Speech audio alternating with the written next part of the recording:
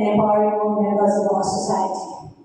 And I think it is very important that we are here today. We stand on history, and it is important that we remember we also stand on the shoulders of giants who have been there with us post-colonial period, the women who fought the good fight for us to be here today. And I always say it is important that we remember our history, because somehow along the way we have forgotten where we came from. Gender equality is not only a fundamental human right, but also a keystone of a just and equitable society. It goes without saying, and we always emphasize this, that as we empower women and girls, we uplift families, communities, as well as entire nations.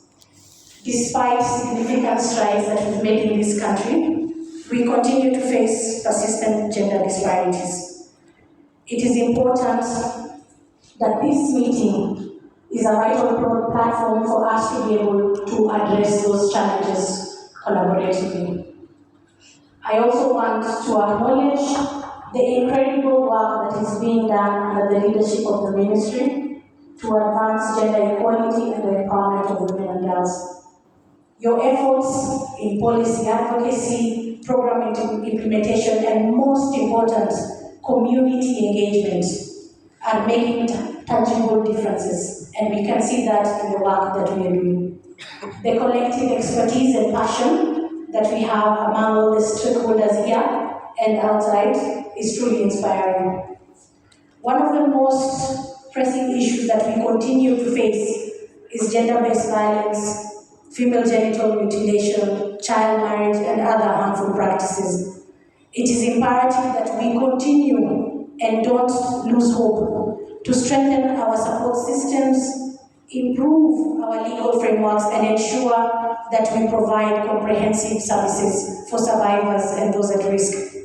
We must also work tirelessly to continue changing societal attitudes that perpetuate violence as well as discrimination. Economic empowerment, as we know it, is essential. Economic empowerment of women, as we know it, is essential. By providing women with access to resources, training, and opportunities, we can be able to drive economic growth and foster sustainable development. Women, peace, and security agenda is a transformative framework. It is important that we continue to recognize the invaluable contribution of women to peace building as well as conflict resolution. There is an urgent need now more than ever to ensure that women's voices are heard, their rights are respected, and their leadership is valued in the pursuit for lasting peace and gender equality. It is also very important, ladies and gentlemen, that we recognize the transformative power of women's leadership and commit to unleashing its full potential. Madam CEO from COG mentioned that, and that is very key. Together, we can be able, or let us take bold and decisive action to ensure that we advance women in leadership and pave the way for a future where every individual, regardless of their gender, can realize their full potential. And again, I'll mention history. We stand on the shoulder of giants. Achieving gender equality requires the collective efforts of everyone in this room and those outside. We must be able to leverage on our diverse perspectives and resources to create a coordinated and impactful approach. The International Conference on Population and Development has been instrumental in advancing gender equality and women's empowerment by highlighting the critical connection between population dynamics, reproductive health, and gender equality. As we reflect on the transformative impact of the ICPD and the commitments made at the Nairobi Summit, we recognize that the journey towards gender equality is far from complete. Ladies and gentlemen, the ICPD's vision of a world where individuals can live with dignity, make informed choices about their reproductive health, and participate fully in society remains as vital today as it was in 1994 during the Cairo Summit. Today, as we move forward, Let us renew our commitments to concrete action and measurable outcomes. Setting clear goals, monitoring progress, and holding ourselves accountable is very crucial. We must translate our discussions, even here today, into tangible actions that bring about real change in the lives of women and girls and those that we continue to fight for. In closing, I am reminded of a powerful quote by Malala: "We cannot all succeed when half of us are held back." Your work here ensures that no one is left behind. Together, we can create a world where every woman and girl can reach her full potential. Thank you, and I look forward to the fruitful discussions ahead and to the continued progress we will make together. Let us keep pushing forward with an unwavering commitment and hope. And again, let us remember we stand on the shoulders of giants. Thank you.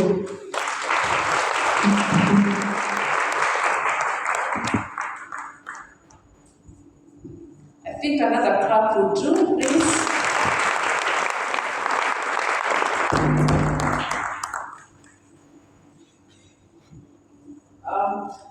Next, we're going to listen to Madam Anna Mutavati.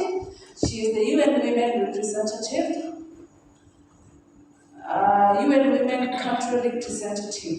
We know that UN Women has walked with us the journey. They have held our hearts, and we have been able to achieve a lot through the assistance accorded to us through UN Women. Can we listen to Madam Anna Mutavati?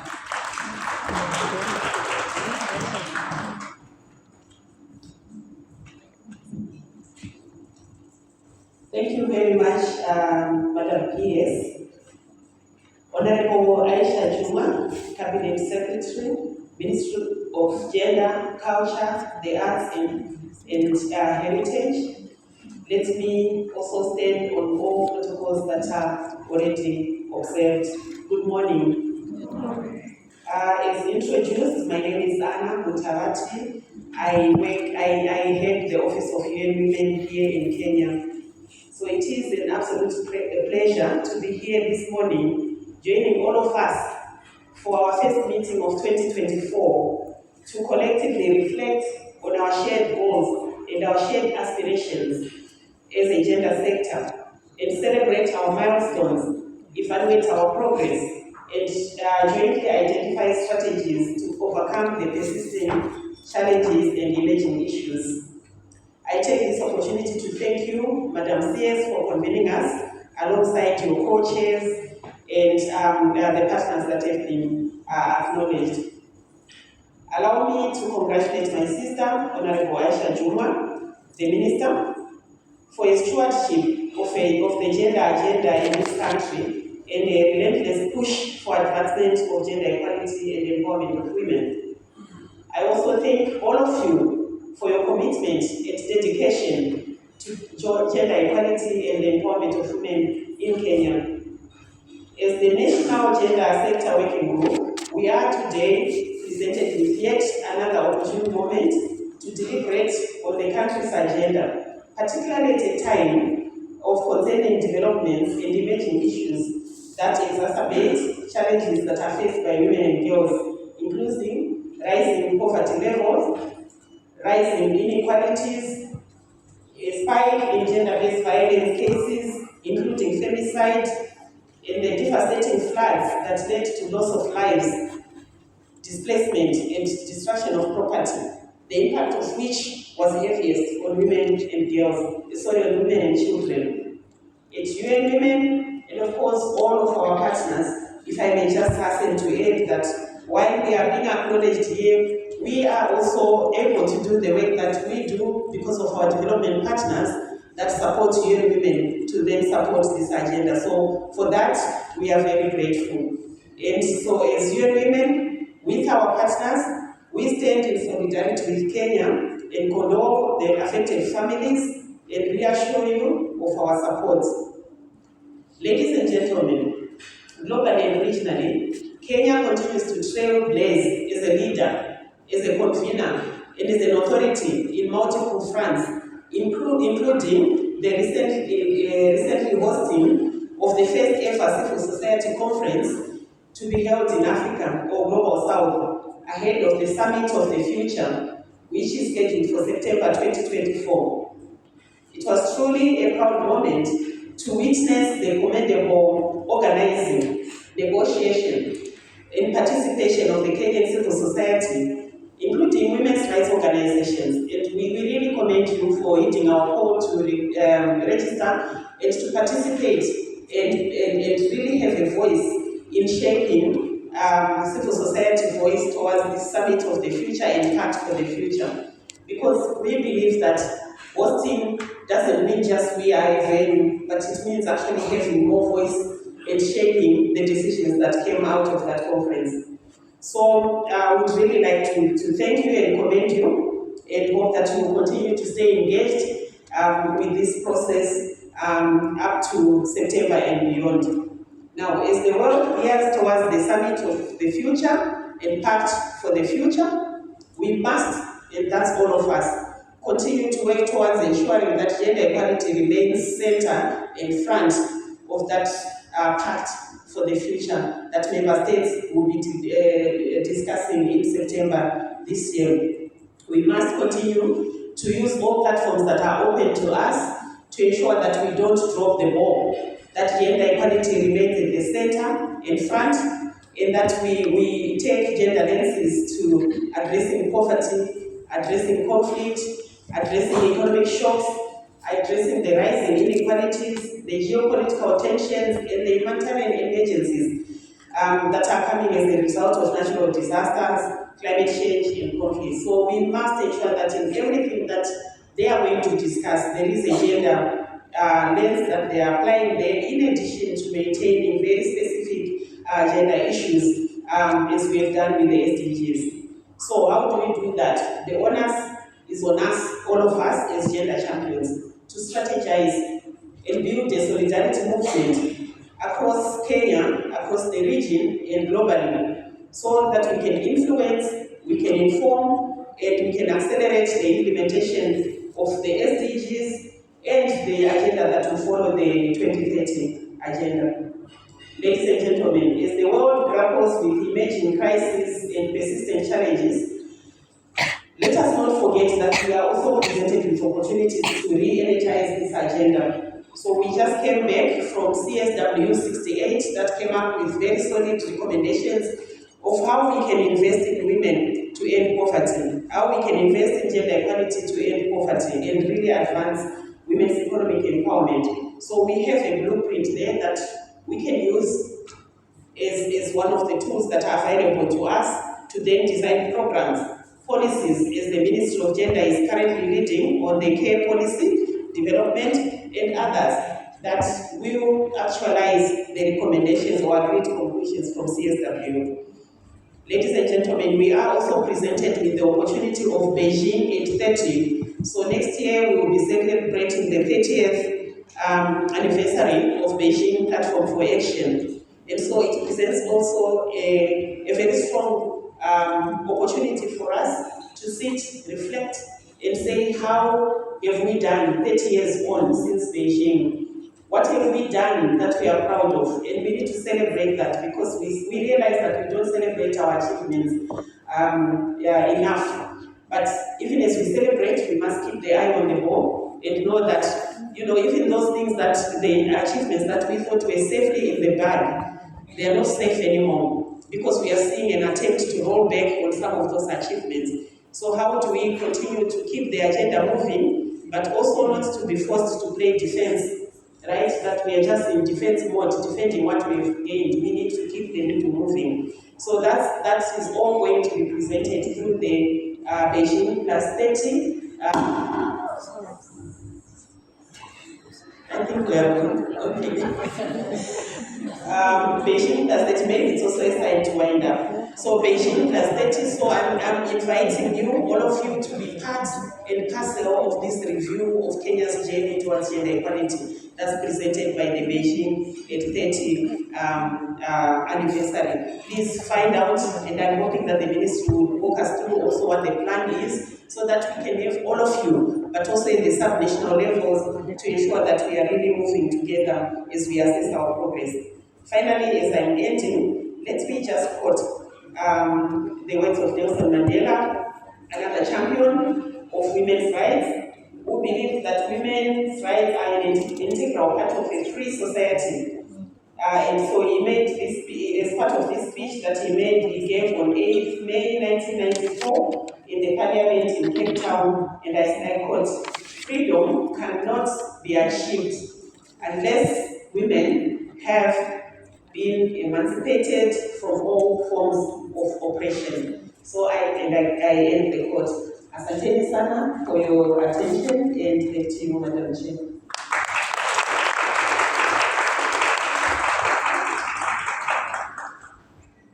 Thank you so much, Madam Mutawati.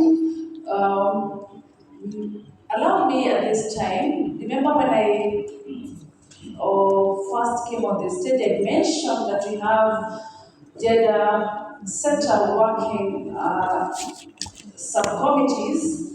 Allow me to recognize the one who is in charge of women, peace and security. We have her here, that is Jackie Boro. Please stand up and just wave and let's clap for her. Then we have Jack Odiwa heading the Socio-Economic Empowerment Subcommittee. Please let's clap for him. Then we have Women in Leadership headed by Beatrice Kamau. Please let's clap for her.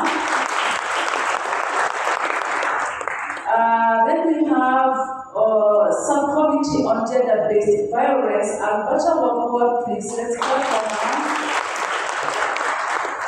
Finally, we have Peter Gichanga heading Male Engagement and Inclusion. Let's clap for him, please.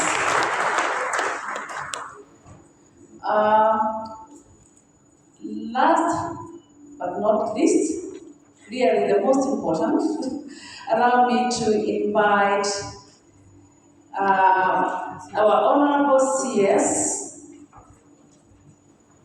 Madam Aisha Juma. She has been at the steering wheel of this gender agenda, and she has been there for us. She has walked with us the journey, and we truly appreciate her. Can we have a song to escort her to the stage?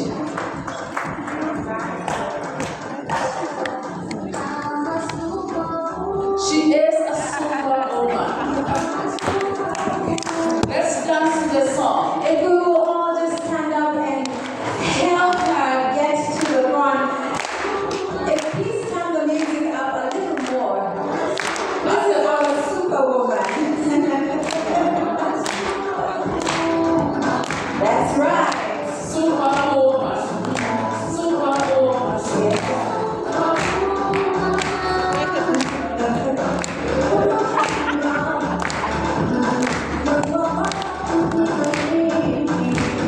Loosen up a little bit.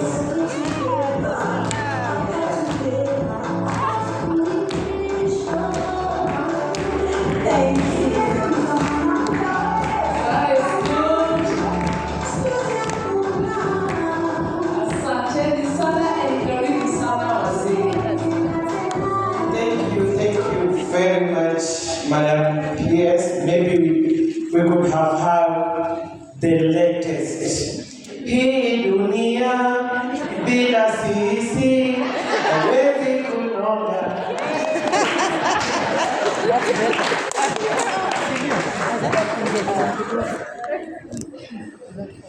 Thank you, Madam PS. US Aid Mission Director David Gosney in absentia. He has just stepped out, but he was here with us. UN Women Country Representative Madam Anne Mutavati, Permanent Representative to UNEP and UN Habitat Pedro Misa, Head of Cooperation Embassy of Finland, Alla Rantala Anu. Welcome my co-chair, Tapiola, Ambassador Finland to Kenya, and the incoming chair to the National Gender Center Working Group. Chairperson, UNFPA Deputy Country Representative, Carol Muko, Chairperson Anti-FGM Board, Mrs. Opato Kolema, Chairperson National Gender, the Representative National Gender and Equality Commission, CEO Anti-FGM Board, Benedict Loloju, Council of Governors, CEO Council of Governors, Mary Witty, Executive Director, Masculinity Institute, Kenya. This is Kennedy Otina, members of Diplomatic Corps present, ladies and gentlemen, good morning. Hamjambo.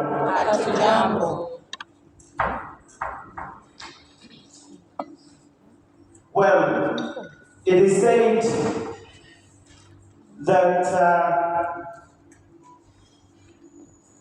absence makes the heart grow fonder.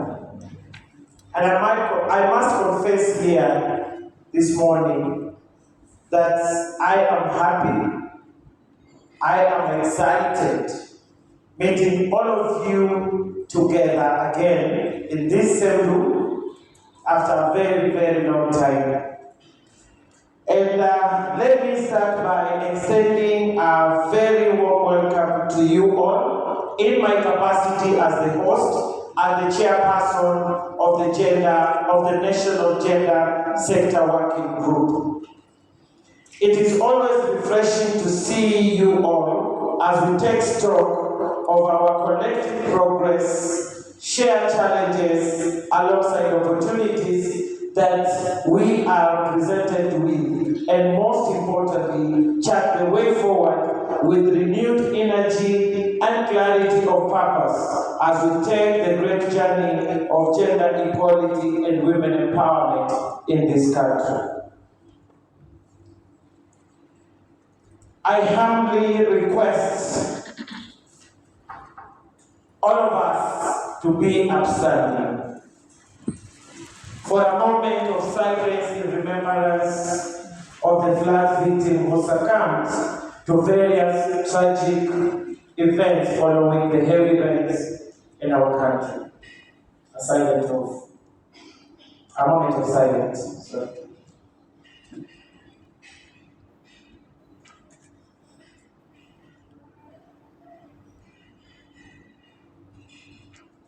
Asanteni sana, let us all be seated.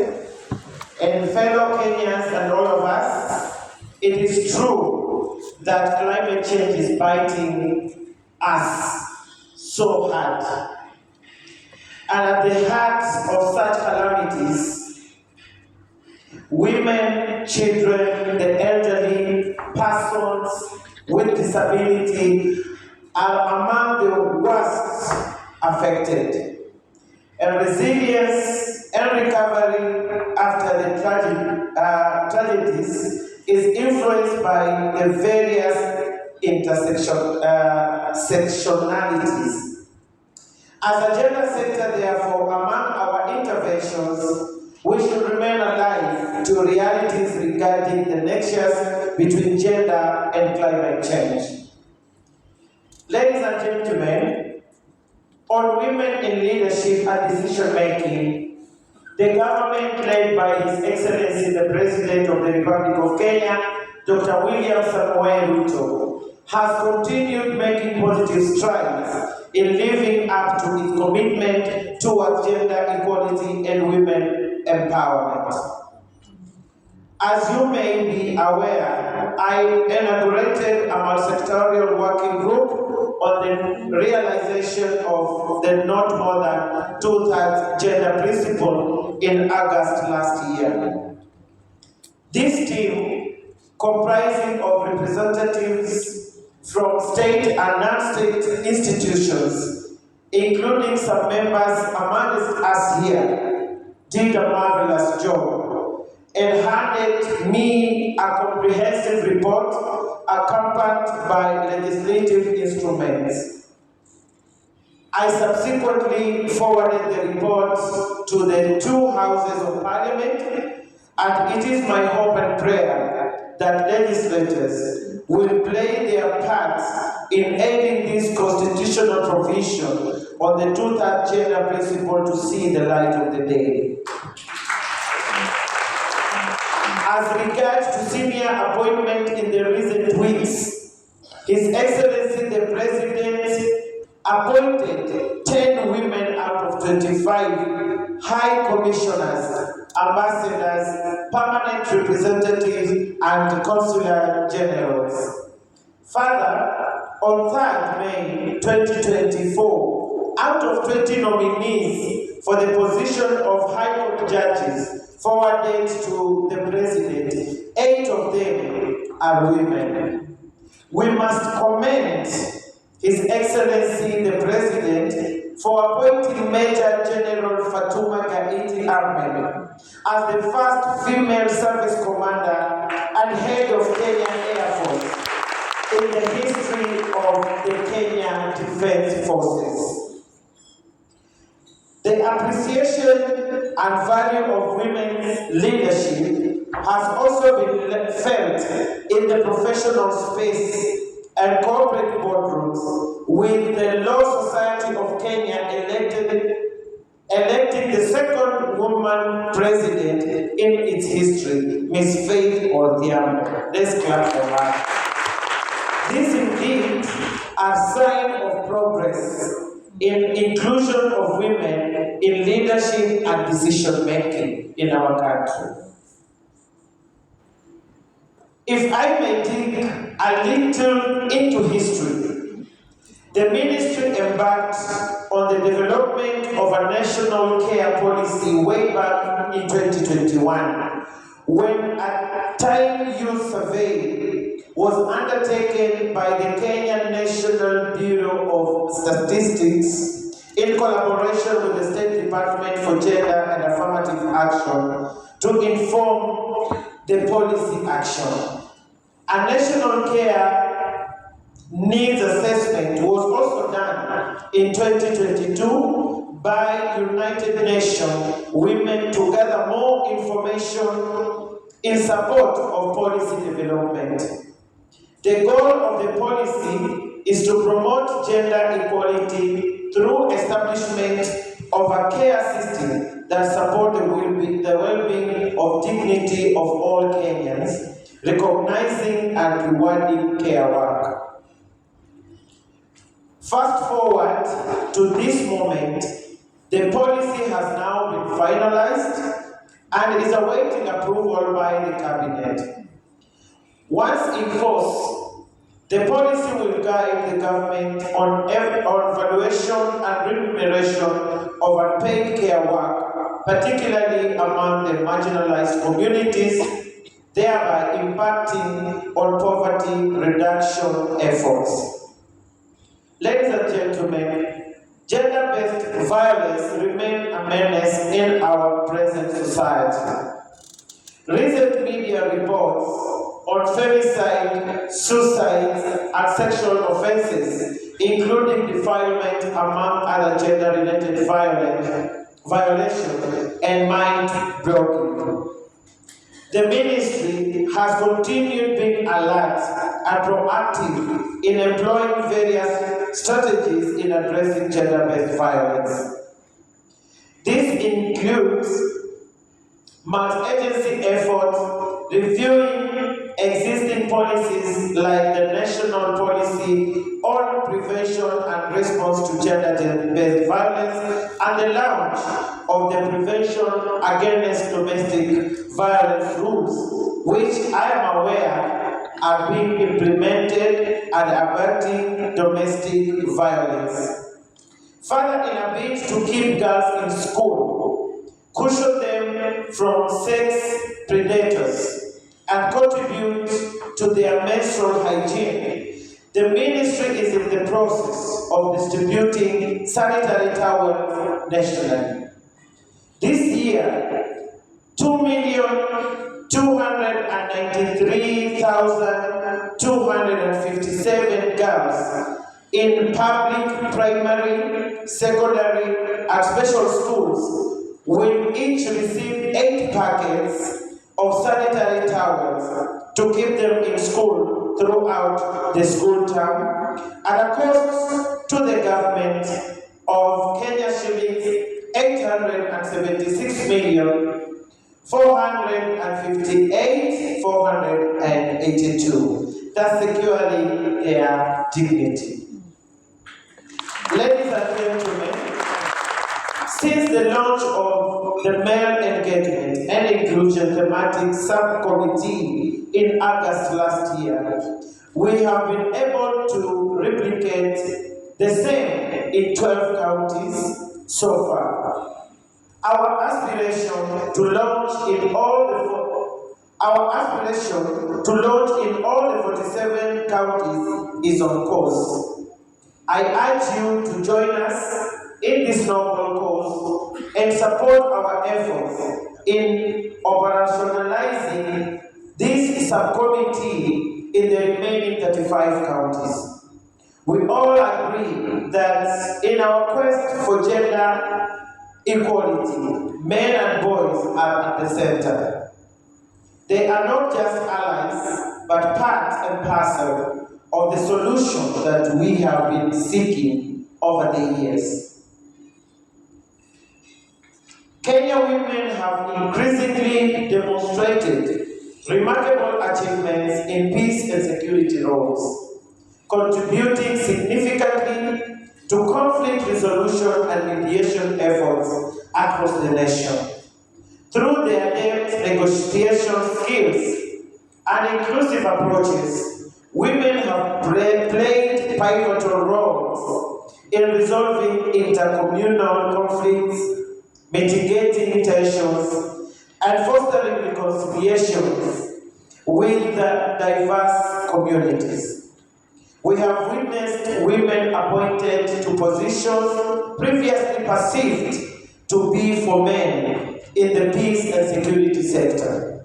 Such levels of leadership not only elevate the voices of women, but also challenge historical gender stereotypes and discriminatory cultural beliefs. As I conclude, let me reiterate the fact that you all have contributed to all this progress in one way or another. I urge you all, our valued partners, to be steadfast and persistent in advocating for our common agenda, that of gender equality and women empowerment. In a special way, I want to thank Mr. David Gosling, the outgoing co-chair of the National Gender Sector Working Group, for his support to the ministry and many other gender actors in the country. In the same breath, I welcome and congratulate Ambassador Pirka Tapiola for taking over the mantle. I am confident that we shall work together, scale higher heights. I am looking forward to today's deliberations, including the launch of the Gender Department Strategic Plan 2023-2027, a sure guide to the gender agenda nationally in the next 5 years. We welcome you to join us and be part of the exciting journey of realizing our aspirations as regards gender equality and women empowerment in our country. Madam Murkomen I say that we stand on the shoulders of the former giants. As we continue standing on the shoulders of the former giants, it is our responsibility. It is our responsibility to create more giants for others to come and stand on. And I want to give my commitment as the CS, the Cabinet Secretary for Gender, that I will make it possible for us to create more and more giants. And this is my own commitment and that of the government. So good people, I know we have challenges, but every challenge for me is an opportunity. Perhaps I'll come back and make my final remarks, but for now, I want to call my PS so that she can continue with the program. Asanteni sana. Thank you so much.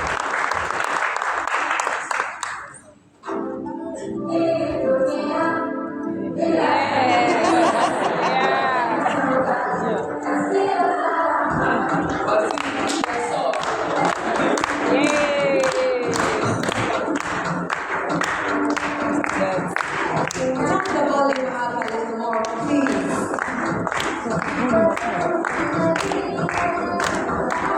Why DJ is not sure? DJ bila sisi haiwezi.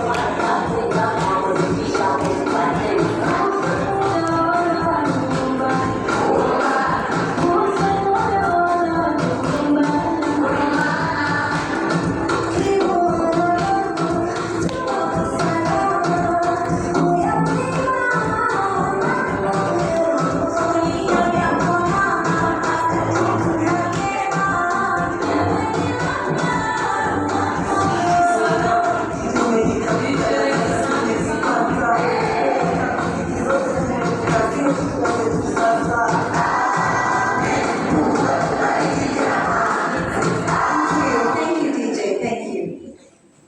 And at this juncture, allow me to invite our beautiful MC to continue with the program. Thank you so much. Please help me appreciate our guests for taking us through that session so beautifully. Thank you. At least Leo pia our CS has taught us a new song. Tutaenda tutafanya homework. Next time we'll be on top of things. Tutakuimbia the most current one the next time. All right. We're going to transition into another session, and I'm about to invite the panelists who are going to come up here. They're representing the different subcommittees, and they were introduced to us real briefly earlier on. I also, before I call them up, want to draw your attention to, there's a QR code on your table. Do you have that? Does every table have a QR code? So what you're going to do is scan that code, the first code, and it will allow you an opportunity to ask a question to the panel that's going to be here. So once they are done with the initial conversation, we will open it up for the questions questions that you will be sending in. So please make very good use of that technology. And just to remind you again that our hashtags today, because we have people who are streaming online and there are people who just couldn't make it and would love to know what is happening here today. The hashtag is gender equality or hashtag invest in gender agenda. If you would like to have some tea, there's lots of tea still out there. You can refresh your cup. You can also use the washrooms as we continue. So, I want to invite here on stage, representing the Women, Peace and Security. Help me welcome Jackie Mbogo. Please give her a very warm round of applause as she comes up here. Thank you so much, Jackie. She will be followed by Social Economic Empowerment, which will be represented by Jack Odiwa. Please let me help you appreciate the gentleman, Jack Odiwa. Tafadhali mkaribishe vizuri. Thank you. Women in Leadership, represented by Beatrice Kamau. Karibu sana, Beatrice. Let's welcome her with a warm round of applause. And then on gender-based violence, please help me welcome Alberta Wambua with a warm round of applause. And last and definitely not least, representing the Male Engagement and Inclusion, Peter Gishanga. Karibisheni tafadhali. Asante. Thank you so much. I think we had one more microphone. If it can make its way here, that would be wonderful.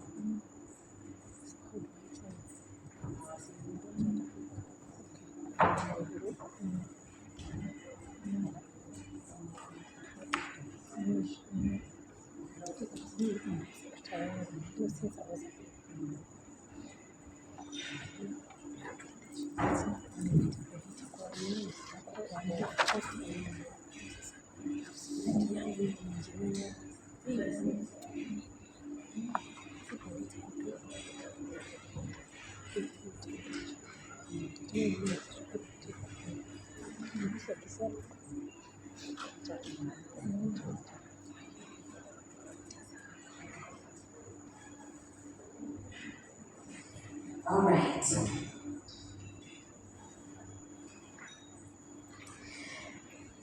So I'm going to start off by, first of all, Karibuni Sana, thank you so much for being a part of this panel. And I want to start off by throwing out some more or less general questions, one or two, to just start us off. So I will ask each of you to give us a response to these questions. The first one being, what have been your major achievements as a subcommittee since the last meeting in August? If you could just quickly highlight your major achievements. Alberta, can I begin with you? Thank you, Kambua. Good morning, Madam CS and ladies and gentlemen, all protocols observed. Since the last meeting that we had here, the GBV Sector Working Group celebrated the 16 days of activism. It was an amazing one. It was launched in Busia County and also had the State Department distributing sanitary pads on the sea. The GBV Sector Working Group has also reviewed the National Policy on Prevention and Response to Gender-Based Violence, which is actually in the final stages. We've also launched the Protection Against Domestic Violence Rules 2020, and this has also been domesticated in 8 counties: Vihiga, Siaya, Nyandarua, Lamu, Nyamira, Kakamega, Ingwe, and Machakos, and we continue to disseminate the same. We've also held dialogues with men and boys, and this is with the National Government Administration, that's NGAO, but also Juvakumi and opinion leaders. We've developed and drafted the standard operating procedures for helplines. Around the COVID-19 period, a lot of governments came into place, and there was no SOP in regards to the same. We're also now currently developing the legal policy frameworks for gender-based violence protection centers, but also safe spaces. So this is work that's ongoing. So far, I had 2 meetings, we developed TORs and also a roadmap to the same. So good progress. We mapped out 47 counties, the shelters through the National Shelters Network, updated and disseminated the service providers directory. We've held 2 meetings on a quarterly basis. We've also created the Gender Equality Forum Steering Committee. This was done on 30th of April, so work around that to be able just to pull up on the commitments, keep the progress, address the challenges, also sensitize the police officers on the Gender Equality Forum, commitments to the GBV prevention and response, referral pathways, and also done so in different counties. About 5 of them are continuing to do that. The Jasiri Fund that supports survivors of gender-based violence grew. It supports that still continues. And we also have the bilateral Finland program that continues in Bukoma and Samburu County.